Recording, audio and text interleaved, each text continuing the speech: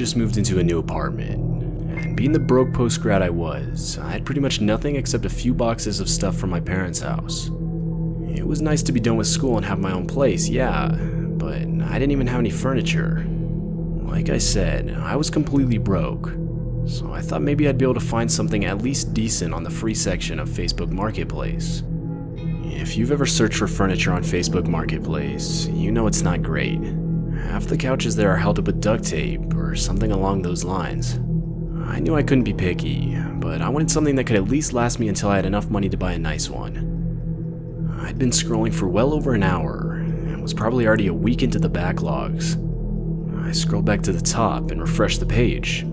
The second I did, I saw an ad pop up titled, "Brand new couch, never used, free for pickup." The post wasn't even a minute old, and I knew I had to be quick if I was going to have a chance at getting this thing. The couch was in perfect condition. I quickly typed out a response to the seller, saying I'd be willing to take it off their hands. I got a response not even 3 minutes later that read, "Yeah, the couch is all yours if you can come pick it up tonight. I'm available anytime past 9 p.m. I was slightly put off by the response. It was currently noon, and this guy wanted me to wait till 9 p.m. to pick it up, way past when the sun would have gone down. But I ignored it, thinking maybe the guy had work till then or something. So I texted him back saying that was fine, and proceeded to wait. Come 8:30, and I sent over a text to the guy saying I was on my way. I typed in the guy's address, and quickly realized the guy lived in the middle of nowhere. Now, I live right next to the Rocky Mountains, so yeah, there aren't that many people nearby, but this guy was seriously in the middle of nowhere. My GPS said it would take 45 minutes to get there, so I quickly set off. As I drove, the housing development slowly became less and less frequent. My GPS eventually took me on these really sketchy one-way dirt roads. About 10 minutes later, it said I arrived. Sure enough, there was an actually decent-looking house, but there was no other civilization for at least a few miles. Somehow I had service and was able to send out a text telling the guy I was there. Not even 10 seconds later, I got a response simply saying okay. I figured that was this guy's way of telling me he was ready, so I walked up to the front door. I knocked on the door, to which someone responded in a muffled voice. "The door's unlocked. Come on in." From the way the voice sounded, it was as if whoever said it was right on the other side of the door. I opened the door and peeked inside before entering. I quickly realized how weird this situation was. The place was pitch black, with not a single light on. Now, this was before every cell phone had a flashlight on it, so literally all I could use to help me see was the moonlight shining in from one of the windows. I yelled out a hello, to which I could hear someone responding from a door on my left that was open, and I could tell it led to a basement. The voice said, "Come on down here. I got the couch ready to be moved." At this point, I was completely on edge. I replied, saying, No, that's okay. I gotta go." I turned around, swung open the front door, and started running back to my car. I unlocked it, got in, and proceeded to relock the doors. I gave one last glance at the house before leaving. No one had chased me, though through one of the windows I could see the dark outlines of 4 different men just looking out at my car. I booked it out of there at that point, and drove straight back to my apartment. When I got back, I checked my phone to see I had 3 new messages from the guy's number. The first one asked why I left, followed by one asking if I still wanted the couch. But the third one is what disturbs me most. It simply read, "You're lucky." This is by far the most disturbing experience of my life, and has caused me to never use Facebook Marketplace or anything similar again. To this day, I'm convinced those guys in that house that night never had the intention to sell me a couch.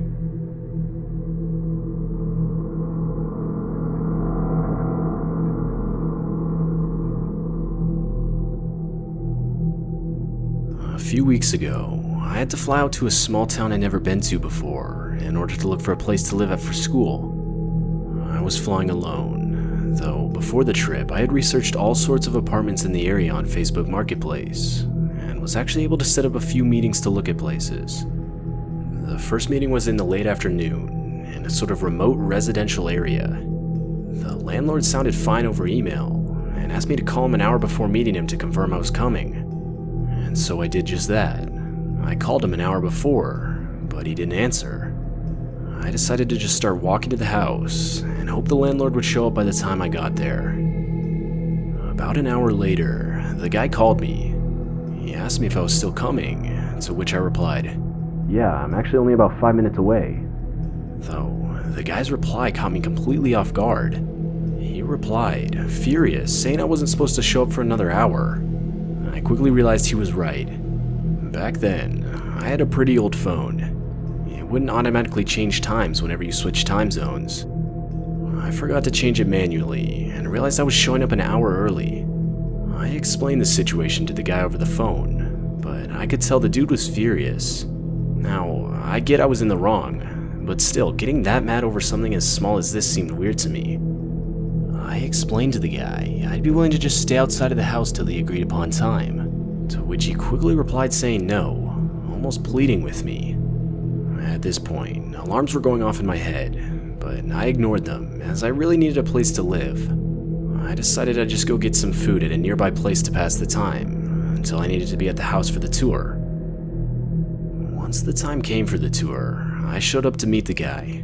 The guy looked to be in his 50s, and if I'm being honest, he looked disgusting. Some of his clothes were half torn, and it didn't even look like he'd showered for weeks.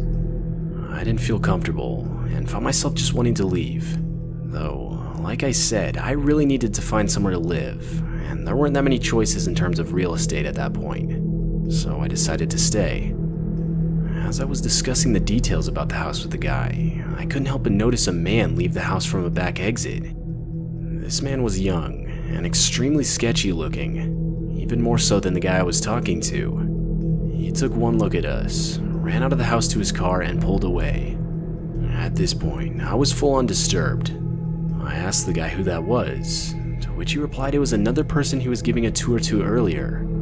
The guy then proceeded to ask me a lot of questions.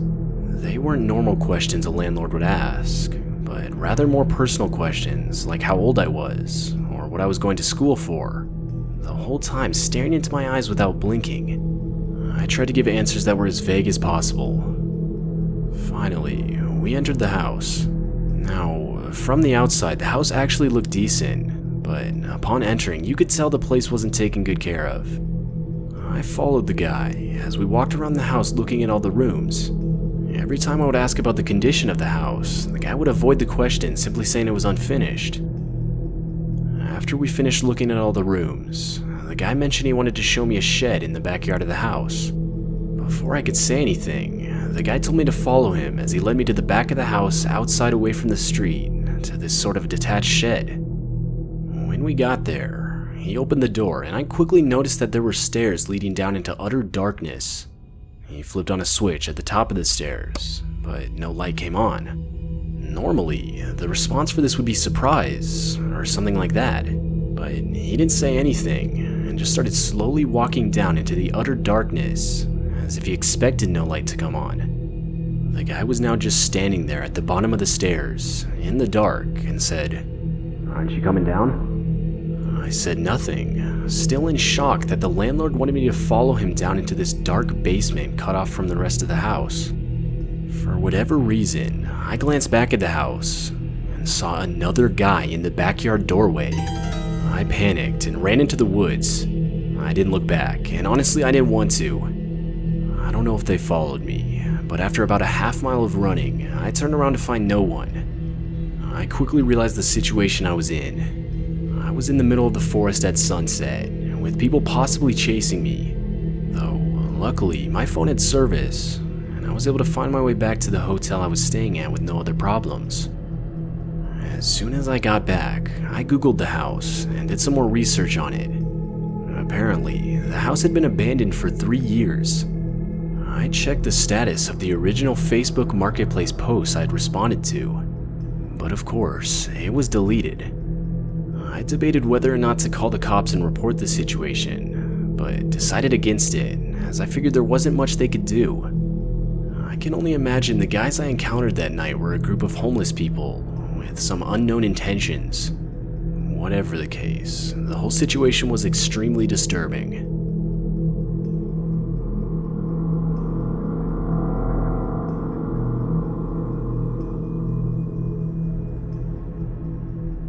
my wife and I were looking for a used car on Facebook Marketplace, and actually found one we were really interested in. It was honestly a really good deal, and as soon as we saw it, we texted the seller saying we were interested.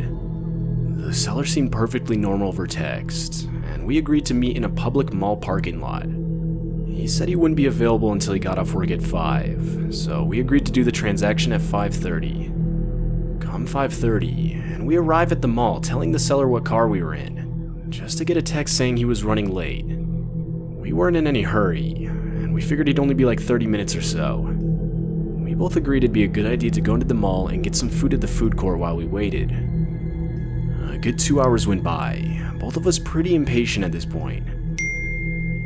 That's when we got a text saying the guy would be at the mall soon. This was in late fall, so it was already getting dark, and we were starting to worry that the mall wouldn't be as busy soon. A little bit later, the guy texted us saying we should meet him at another location, about 30 minutes away in a rougher area of the city. I looked up the address, and found it was a gas station right off the interstate. What caught my eye was the hours. It wasn't one of those 24-hour gas stations, and they were actually already closed. My wife mentioned how many red flags the whole situation was giving off, but honestly, all I was thinking about was the car and how good of a deal we had found, so we ignored them. We sent over a text saying we'd be there in 30 minutes, and pulled out of the mall parking lot, making our way to the gas station. When we got there, we pulled into the parking lot, and quickly realized how dead the whole area was. There were only like a few vehicles parked. After about a minute, my wife pointed out the car, and sure enough there it was, but it looked to be in way worse condition than the original pictures on Facebook Marketplace. The car was in a pretty dark spot in the parking lot, way in the back. I started pulling up to it when I stopped. My wife looked at me confused, but I swear, I could see something. I got out of the car, and that's when my suspicion was confirmed. There was a spike strip right in the middle of the road, exactly where I would need to go to pull up next to the car. At that point, I knew something wasn't right. I got back in the car, backed up, and left the way I came. Once I got back home, I reported the whole situation to the cops, though I never even saw anyone. The only evidence I could give was the ad itself. I never knew what came of the whole situation, but the ad was taken down a few days later. I never heard back from the cops, so if they caught anyone or not, I don't know.